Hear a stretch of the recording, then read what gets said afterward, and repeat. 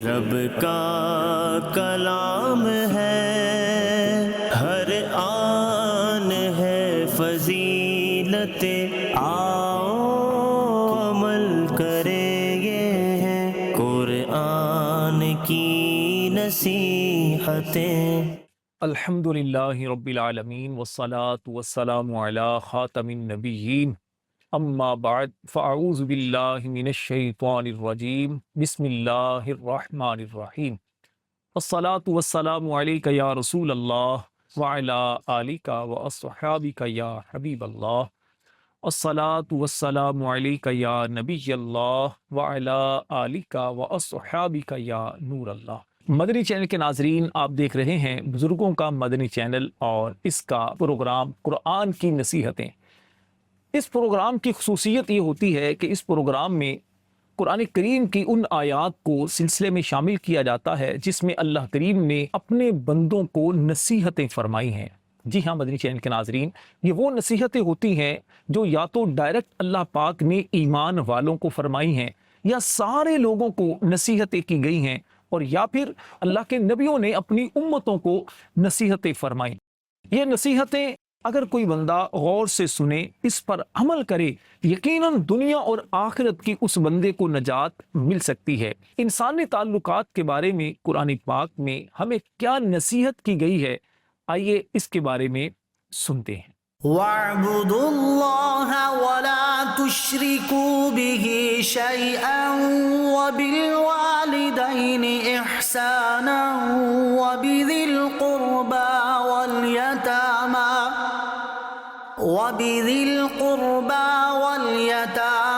وَالْمَسَاكِينِ وَالْجَارِ ذِي الْقُرْبَى وَالْجَارِ الْجُنُبِ وَالصَّاحِبِ بِالْجَنبِ وَابْنِ السَّبِيلِ وَمَا مَلَكَتْ أَيْمَانُكُمْ إِنَّ اللَّهَ لَا يُحِبُّ مَن كَانَ مُخْتَالًا فَخُورًا۔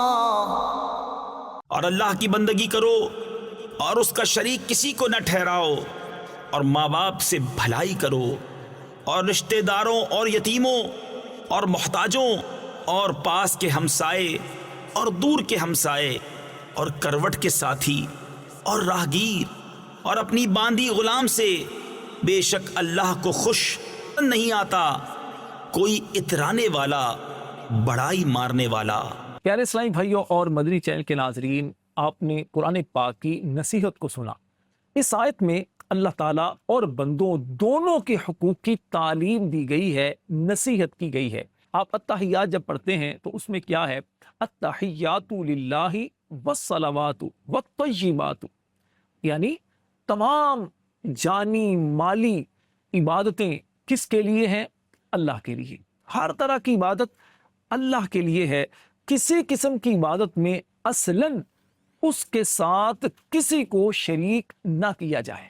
اور بندوں کے حقوق میں بنیادی اصول یہ ہے کہ دوسروں کو تکلیف سے بچایا جائے اور سہولت اور راحت ان کو پہنچائی جائے۔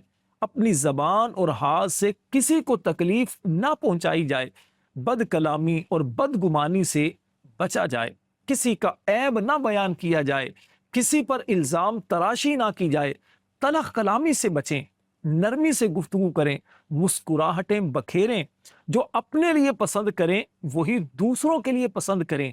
یہی کامل مسلمان کی شان ہے۔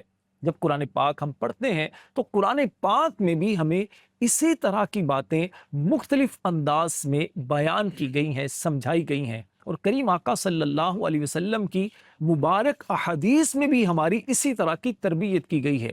مدنی چینل کے ناظرین، ہمارا پروگرام قرآن کی نصیحتیں خاص طور پر بزرگ اسلامی بھائیوں کے لیے ہے، لیکن عموماً ہر ایک کے لیے ہے، ہر مسلمان کے لیے یقیناً اس میں سیکھنے کو بہت کچھ ہے۔ ہمارے ساتھ بزرگ اسلامی بھائی الحمدللہ موجود ہوتے ہیں۔ دوران گفتگو، دوران بیان آپ کے ذہن میں اگر کوئی سوال پیدا ہو، کوئی بات پوچھنا چاہیں تو آپ مجھ سے پوچھ سکتے ہیں۔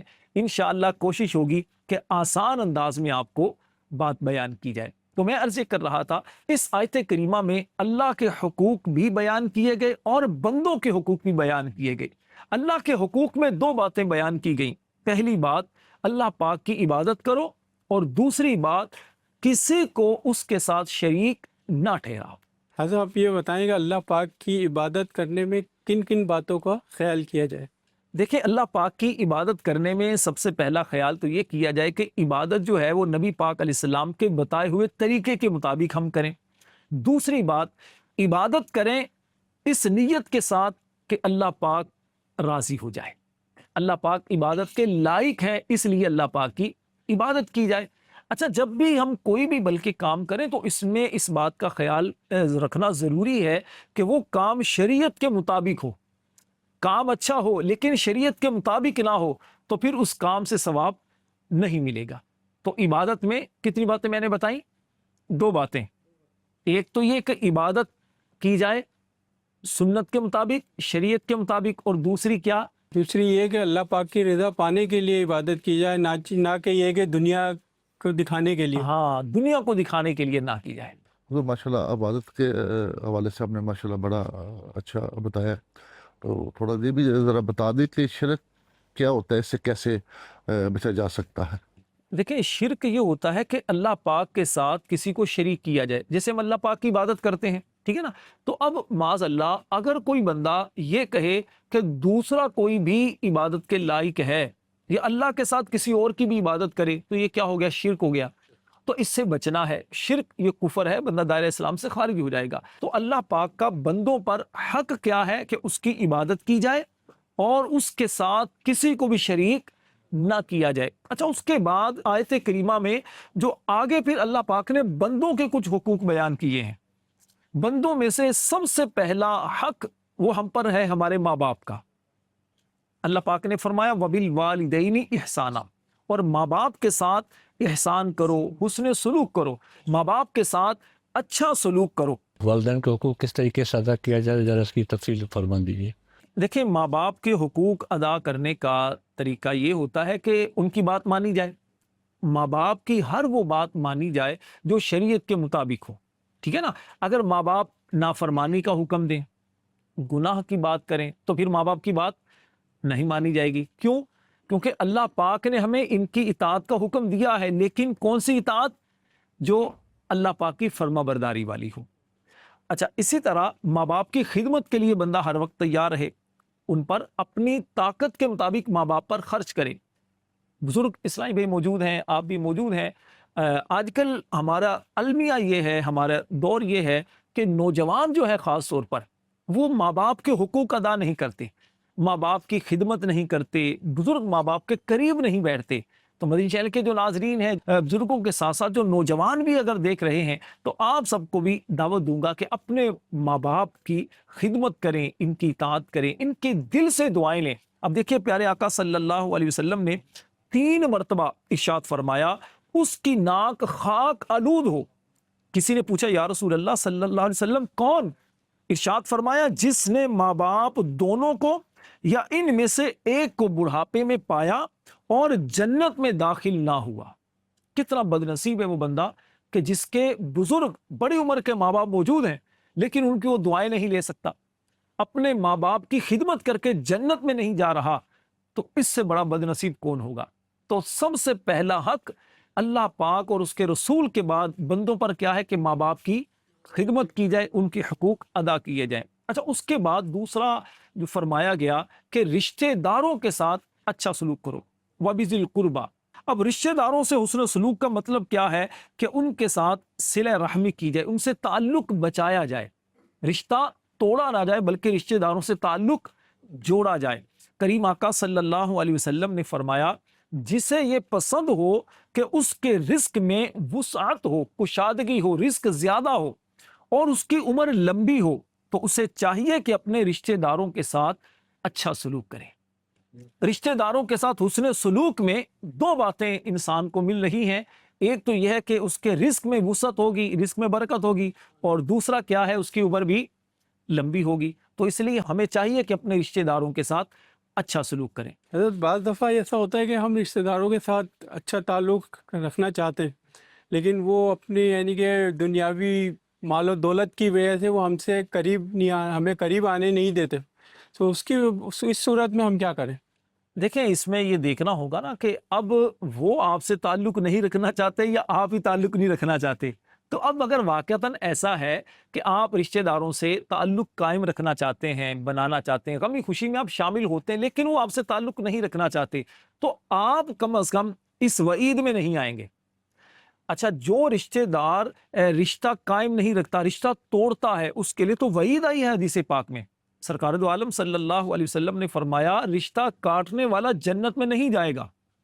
رشتہ کاٹنے والا جنت میں نہیں جائے گا. خاص طور پر ان لوگوں کو تھوڑا سیکھنا چاہیے، سمجھنا چاہیے کہ اب دو رشتہ دار ہیں، بہن بھائی ہیں، آپس میں جو تعلق رکھنے والے، بڑا اچھا ان کا تعلق ہوتا ہے، تو بلا وجہ ایک تیسرا آدمی آ کر اسے ٹینشن ہونا شروع ہوتی ہے، بھئی یہ کیوں ہنس ہنس کر باتیں کرتے ہیں، یہ بڑے آپس میں مل جل کر بیٹھتے ہیں. وہ کوئی نہ کوئی ایسی بات چھوڑ دیتا ہے جس کی وجہ سے اچھے بھلے ہنستے کھیلتے جو خاندان ہوتے ہیں دور ہو جاتے ہیں.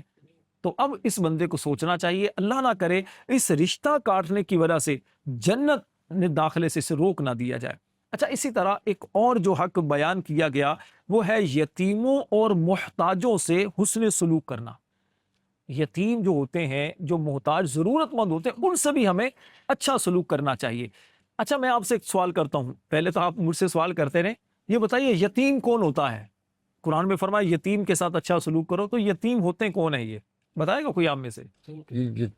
یتیم وہی ہے جو نابالغ ہے، ٹھیک ہے جی، اس کو یتیم بولیں گے. ٹھیک ہے، جو بالغ ہو جاتا ہے وہ یتیم. نابالغ کو یتیم کہیں گے. جی جی بالکل. جی، آپ کیا کہتے ہیں؟ یہ وہی جن کے والد نہ ہو، نہیں جن کے والد نہ ہو وہ تو، جس کے والد نہ ہو وہ تو یتیم ہے. یتیم وہ ہوتا ہے کہ نابالغ بچہ یا نابالغ بچی جس کا والد فوت ہو جائے اسے یتیم کہتے ہیں. تو یتیم کے سر پر دست شفقت رکھنا چاہیے، ٹھیک ہے نا. وہ زیادہ حقدار ہوتا ہے کہ اس بچے سے یا بچی سے ہمدردی کا اظہار کیا جائے. تو یتیموں کے ساتھ بھی اچھا سلوک کرنے کا اسلام نے ہمیں حکم دیا، اور قرآن پاک میں بھی اس کی ہمیں نصیحت کی گئی ہے. حضرت سہل بن سعد رضی اللہ تعالیٰ عنہ روایت کرتے ہیں، رسول کریم صلی اللہ علیہ وسلم نے ارشاد فرمایا جو شخص یتیم کی کفالت کرے، اس کی ذمہ داری لے، فرمایا میں اور وہ جنت میں اس طرح ہوں گے. حضور سید عالم صلی اللہ علیہ وسلم نے کلمہ کی انگلی، کلمہ کی انگلی اور بیچ کی انگلی سے اشارہ کیا اور دونوں انگلیوں کے درمیان تھوڑا سا فاصلہ کیا. فرمایا جو یتیم کی کفالت کرے وہ اور میں اس طرح ہوں گے. کتنا خوش نصیب ہے وہ بندہ جو اپنے یتیم رشتہ داروں کا، یتیم جو مسلمان ہوتے ہیں ان پر دست شفقت رکھتا ہے. اچھا، اسی طرح مسکین کے ساتھ بھی حسن سلوک کا ہمیں حکم دیا گیا، اس کی نصیحت کی گئی ہے. مسکین پتہ کون ہوتا ہے؟ مسکین وہ ہوتا ہے کہ جس کے پاس ایک وقت کے کھانے کے لیے بھی نہ ہو. ایسا غریب بندہ کہ ایک وقت کے کھانے کے لیے بھی اس کے پاس نہ ہو، اس کو کہتے ہیں مسکین. مسکین سے حسن سلوک کیا جائے، اس کی مدد کی جائے، اسے خالی ہاتھ نہ لوٹایا جائے. پیارے آقا صلی اللہ علیہ وسلم نے مسکین کی خبر رکھنے والا، اس کی مدد کرنے والا جو ہے، ان کے لیے کتنی فضیلت ارشاد فرمائی. آقا کریم علیہ السلام نے فرمایا بیوہ اور مسکین کی مدد اور خبر گیری کرنے والا اللہ پاک کے راستے میں جہاد کرنے والے کی طرح. سبحان اللہ. کتنی فضیلت ہے. تو اس لیے جو ہمارے رشتہ داروں میں ایسے افراد ہوتے ہیں، ہمارے بھتیجے، بھانجے، ہمارے اور پڑوسیوں میں، ہمارے رشتہ داروں میں اگر ایسے افراد ہوں نا، تو ان پر ہمیں خاص طور پر زیادہ توجہ رکھنی چاہیے. اسی طرح ہمسایوں سے حسن سلوک کرنا، اس آیت میں یہ بھی بیان کیا گیا کہ ہمسائے جو ہوتے ہیں ان سے حسن سلوک کیا جائے. اچھا، ہمسائے بھی دو طرح کے ہوتے ہیں. ایک وہ ہمسائے ہوتے ہیں جو ہمارے بالکل قریب کے ہمسائے ہوتے ہیں، ہمارے گھر کے ساتھ جن کا گھر ہوتا ہے، ہمارے سامنے گھر ہوتا ہے، آگے پیچھے گھر ہوتا ہے. اچھا، کراچی شہر میں اگر دیکھا جائے تو فلیٹ ہوتے ہیں نا، تو اوپر نیچے بھی گھر ہوتے ہیں، ٹھیک ہے نا. تو اب یہ سارے کیا ہوتے ہیں؟ یہ ہمارے پڑوسی ہوتے ہیں. ان پڑوسیوں کا خیال رکھنا چاہیے. آپ اچھا کھا رہے ہیں، گھر میں آپ کو ہر طرح کی سہولت ہے، آپ کا پڑوسی بیچارہ بھوکا ہے، پڑوسی بیچارہ پریشان ہے، تو اس میں اسلام ہمیں کیا سکھاتا ہے کہ اپنے پڑوسیوں کا خیال کیا جائے. آقا کریم علیہ الصلوۃ والسلام کی مبارک عادت کریمہ بھی یہی تھی کہ آپ اپنے پڑوسیوں کا بھی خاص طور پر خیال کیا کرتے تھے. اور حضرت ام المؤمنین عائشہ صدیقہ رضی اللہ تعالی عنہا سے روایت ہے، تاجدار مدینہ صلی اللہ علیہ وسلم نے فرمایا کہ جبریل علیہ السلام مجھے پڑوسی کے متعلق برابر وصیت کرتے رہے، یہاں تک کہ مجھے گمان ہوا کہ پڑوسی کو وارث بنا دیں گے۔ اتنی زیادہ پڑوسیوں کی تاکید کی گئی ہے۔ اب ہمیں غور کر لینا چاہیے ہم اپنے پڑوسیوں کے ساتھ کیسا سلوک کرتے ہیں۔ پیارے اسلامی بھائیوں اور مدنی چینل کے ناظرین، آپ باتیں سن رہے ہیں اللہ پاک کے حقوق اور بندوں کے حقوق کے بارے میں۔ قرآن پاک میں ہمیں کیا نصیحت کی گئی ہے، ہمیں کیا سمجھایا گیا ہے۔ اس طرح کی باتیں سننے کے لیے، سمجھنے کے لیے کوشش کیا کریں، قرآن کا مطالعہ کریں، قرآن کی تفسیر پڑھیں، قرآن پاک کے بارے میں معلومات حاصل کرنے کے لیے کوشش کیا کریں، علماء اہل سنت کے پاس بیٹھیں، دعوت اسلامی کے دینی ماحول سے وابستہ ہوں۔ انشاءاللہ نہ صرف آپ کی معلومات میں اضافہ ہوگا بلکہ اس کے ساتھ ساتھ عمل کرنے کا جذبہ بھی پیدا ہوگا۔ آئیے اب ہم اپنا بہت ہی پیارا ایک سیگمنٹ دیکھتے ہیں، کتاب کا تعارف۔ اس سیگمنٹ کو بہت ہی توجہ کے ساتھ آپ نے دیکھنا ہے۔ اس میں آپ کو ایک کتاب کے بارے میں سمجھایا جائے گا، تعارف پیش کیا جائے گا۔ انشاءاللہ امید ہے کہ آپ کے دل میں مطالعہ کرنے کا جذبہ بھی پیدا ہوگا۔ آئیے دیکھتے ہیں۔ قرآن کی نصیحتیں، تفسیر صراط الجنان، ون آف دا بیسٹ تفسیر ان دا ہول ورلڈ۔ اللہ تبارک و تعالی نے یہ دعوت اسلامی کے حصے میں خدمت رکھی تھی کہ مفتی محمد قاسم عطاری دامت برکاتہم العالیہ نے کئی سال محنت کر کے اس امت کو ایک بہترین تحفہ عطا فرمایا۔ 10 جلدوں پر مشتمل یہ تفسیر صراط الجنان ہمارے درمیان موجود ہے۔ چند سال پہلے یہ پبلش ہوئی اور دیکھتے ہی دیکھتے ہزاروں کی تعداد میں دنیا بھر میں اس کو عاشقان رسول نے خریدا اور اس سے برکتیں حاصل کر رہے ہیں۔ آئیے اب میں آپ کو اس تفسیر کی چیدہ خصوصیات عرض کرنے کی کوشش کرتا ہوں۔ سب سے پہلے تو اس کتاب میں قرآن مجید فرقان حمید کا مایہ ناز ترجمہ، جو کہ امام اہل سنت اعلیٰ حضرت رحمۃ اللہ تعالی علیہ نے کنز الایمان کے نام سے کیا، وہ ترجمہ آپ کو ملے گا۔ لیکن اس کے ساتھ مفتی صاحب دامت برکاتہم العالیہ نے کنز العرفان کے نام سے ایک اور ترجمہ بھی تحریر فرمایا ہے۔ کنز الایمان کی برکتیں لیتا ہوا یہ ترجمہ عام فہم اور سلیس اردو زبان کے ساتھ کرنے کی کوشش کی گئی ہے۔ مفتی صاحب فرماتے ہیں کہ اس تفسیر کو لکھتے وقت میں نے اردو زبان کے اعتبار سے آنے والی کئی دہائیوں کو پیش نظر رکھا۔ ظاہر ہے کہ لینگویج جس طرح ارتقاء کی منازل طے کرتی ہے، اس کے اندر بہت ساری تبدیلیاں واقع ہوتی ہیں، اور کوشش یہ ہے ہماری کہ ہمارا مقصد مفہوم کو پہنچانا ہے، عوام تک ایک بات کو سمجھانا ہے۔ علماء تو سمجھ جاتے ہیں، ان کے لیے تو عربی محاورات، اردو کے مشکل محاورات یقیناً عوام کے مقابلے میں بہت آسان ہوتے ہیں، لیکن اس تفسیر کو لکھتے وقت اس بات کو پیش نظر رکھا گیا کہ ایک عام تھوڑا بہت پڑھا لکھا شخص بھی اس تفسیر کو پڑھے تو وہ یہ سمجھنے میں کامیاب ہو سکے کہ اللہ پاک نے میرے لیے کیا حکم ارشاد فرمایا ہے۔ اس تفسیر کو لکھتے وقت مفتی صاحب نے کس چیز کو پیش نظر رکھا وہ میں آپ سے شیئر کروں گا، تو انشاءاللہ آپ کی رغبت مزید بڑھے گی۔ مفتی صاحب نے اس چیز کو پیش نظر رکھا کہ آیت کا اتنا مفہوم، اتنی تفسیر بیان کر دی جائے کہ ایک عام آدمی یہ سمجھنے میں کامیاب ہو سکے کہ اس آیت میں میرے رب نے میرے لیے کیا حکم ارشاد فرمایا۔ اللہ اکبر۔ اور یہی قرآن مجید فرقان حمید کا بنیادی مقصد ہے کہ قرآن کو ہم پڑھیں، اس لیے پڑھیں کہ میرے رب نے میرے لیے کیا حکم ارشاد فرمایا، اس آیت کے اندر جو مفہوم ہے، جو بیسک کانسیپٹ ہے وہ کیا ہے، تاکہ میں اس کو سمجھنے کے بعد عمل کرنے میں کامیاب ہو سکوں۔ اب آپ اور میں اگر اس کو نہ پڑھیں تو ظاہر ہے کہ پھر یہ ہماری سستی اور ہماری محرومی کہلائے گی۔ آپ جو بھی ہیں، آپ جو بھی کرتے ہیں، آپ نے بہت کچھ پڑھا، اگر قرآن نہیں پڑھا اور اس کی تفسیر نہیں پڑھی تو بتائیے پھر آپ نے کیا پڑھا۔ آج ہی نیت کیجئے، اپنے اندر جذبہ بیدار کیجئے کہ انشاءاللہ عز و جل میں اس تفسیر قرآن کو حاصل بھی کروں گا اور پڑھوں گا بھی۔ قرآن کی نصیحتیں۔ پیارے اسلامی بھائیوں اور مدنی چینل کے ناظرین، آپ نے کتاب کا تعارف دیکھا، سنا، امید ہے بہت معلومات میں اضافہ ہوا ہوگا۔ نیت بھی کر لیجئے، اس کتاب کو آپ نے حاصل بھی کرنا ہے، پڑھنا بھی ہے۔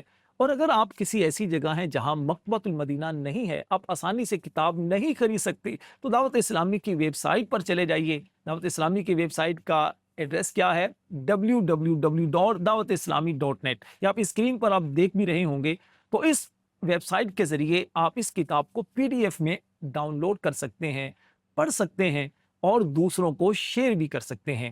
آئیے اب ہم اپنے موضوع کو مزید آگے بڑھاتے ہیں, دیکھتے ہیں ہمارے اسلامی بھائیوں کے ذہن میں مزید اگر اس بارے میں کوئی سوال ہے تو وہ آپ کر سکیں گے. لیکن اس سے پہلے میں آپ کو یہ بات بیان کروں کہ اس آیت کے آخر میں جو بیان فرمایا گیا, ان اللہ لا يحب من کان مختالا فخورا, بے شک اللہ ایسے شخص کو پسند نہیں کرتا جو متکبر فخر کرنے والا ہو.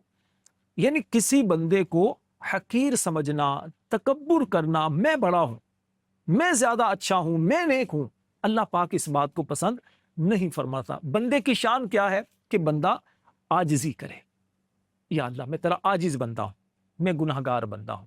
اس انداز سے بندہ زندگی گزارے. بندے کو چاہیے اپنے اعمال پر نظر رکھے, اپنے حال پر غور کرے, میں کیسا ہوں, تکبر نہ کرے, غور و فکر اپنے بارے میں کرتا رہے. آپ کو پتہ پیارے آقا صلی اللہ علیہ وسلم نے فرمایا, من تواضع للہ فقد رفعہ اللہ, جو اللہ کے لیے عاجزی کرتا ہے اللہ اسے بلندی عطا فرماتا ہے. سبحان اللہ. تو اللہ پاک کے لیے ہم سب کو چاہیے کہ عاجزی اختیار کرنا سیکھیں. حضور یہ تکبر کے بارے میں بتائیے گا تھوڑا آسان کر کے, یہ کیا چیز ہوتی ہے؟ تکبر کا معنی ہوتا ہے بڑائی, اپنے آپ کو بڑا سمجھنا, دوسرے کو حقیر سمجھنا. اور اس کی تعریف علماء نے یہ بیان کی کہ کسی کو خود سے حقیر کمتر سمجھنا اور حق بات قبول نہ کرنا, یہ تکبر ہے. خود کو اعلیٰ سمجھنا اور دوسرے کو کمتر سمجھنا, اور حق بات, درست بات, اچھی بات وہ قبول نہ کرنا, یہ تکبر. تکبر آپ کو پتہ ہے شیطان نے کیا تھا, نتیجہ کیا ہوا؟ جنت سے نکل گیا. نتیجہ کیا ہوا؟ گلے میں لعنت کا توق آ گیا. نتیجہ کیا ہوا؟ زمین پر مردود بن کر اتار دیا گیا. ورنہ اس سے پہلے شیطان نیک تھا, فرشتوں کا استاذ بھی رہا, بہت زیادہ عبادت گزار تھا. لیکن تکبر جب دل میں آیا نا کہ میں بڑا ہوں, آدم علیہ السلام کو اس نے کچھ نہیں سمجھا. نتیجہ یہ ہوا کہ اللہ پاک نے اسے جنت سے نکال دیا, اپنی بارگاہ سے دور کر دیا. حضور یہ بتائیے کہ دنیا میں تو لوگ تکبر کرنے والے کو اچھا نہیں سمجھتے, لیکن قیامت میں تکبر کرنے والے کو کیا سزا ملے گی؟ دنیا میں بھی واقعی لوگ اس کو اچھا نہیں سمجھتے. ظاہری بات ہے جو خود کو بڑے باپ کا سمجھتا ہو, تکبر کرتا ہو, غرور کرتا ہو, کوئی بھی اس کو اچھا نہیں سمجھتا. اور قیامت والے دن بھی اللہ پاک کی بارگاہ میں یہ بڑے ذلیل ہوں گے, بڑے ان کو ذلت کا سامنا کرنا پڑے گا. حدیث پاک میں آتا ہے کہ قیامت کے دن جو تکبر کرنے والے ہیں نا, ان کو انسانی شکل میں چیونٹیوں کی طرح اٹھایا جائے گا. چیونٹیاں ہوتی ہیں نا, چھوٹی چھوٹی سی کیڑیاں جو ہوتی ہیں, ان کی شکل میں اٹھایا جائے گا. ہر طرف سے ان پر ذلت طاری ہوگی. انہیں جہنم کے بولس نامی قید خانے کی طرف ہانکا جائے گا, اور بہت بڑی آگ انہیں اپنی لپیٹ میں لے کر ان پر غالب آ جائے گی, اور انہیں طینۃ الخبال یعنی جہنمیوں کی پیپ پلائی جائے گی. الامان والحفیظ. اب دیکھیں نا, زخم سے پیپ نکلے, خون نکلے, اور وہ اگر کسی کو کہا جائے پیو تو بندہ سوچ بھی نہیں سکتا کیسی گھن آئے گی. لیکن جو تکبر کرنے والے ہوں گے نا, قیامت میں ان کو یہ سزا ملے گی. تو اس لیے مدنی چینل کے ناظرین اور پیارے اسلامی بھائیوں, ہم سب کو چاہیے تکبر کرنے سے بچتے رہیں. تکبر اللہ پاک کی صفت ہے, وہ متکبر ہے. تکبر صرف اللہ کی ذات کے لائق ہے. بندوں کے لیے کیا ہے کہ بندے اللہ پاک کی بارگاہ میں عاجزی کرتے رہیں, توبہ کرتے رہیں, حسن سلوک کا مظاہرہ کرتے رہیں. تو بہرحال خلاصہ یہ ہے, آج ہم نے جو آیت کریمہ سنی ہے جس میں اللہ پاک اور بندوں کے حقوق بیان کیے گئے, اس کے حوالے سے کچھ باتیں بھی آپ کو بیان کی ہیں. عمل کیجئے اور دنیا اور آخرت میں کامیابی حاصل کیجئے. اللہ پاک مجھے اور آپ کو عمل کی توفیق عطا فرمائے. مدنی چینل دیکھتے رہیے. صلو علی الحبیب صلی اللہ تعالی علی محمد صلی اللہ علیہ وسلم. رب کا کلام ہے, ہر آن ہے فضیلت, آؤ عمل کرے یہ ہے قرآن کی نصیحتیں.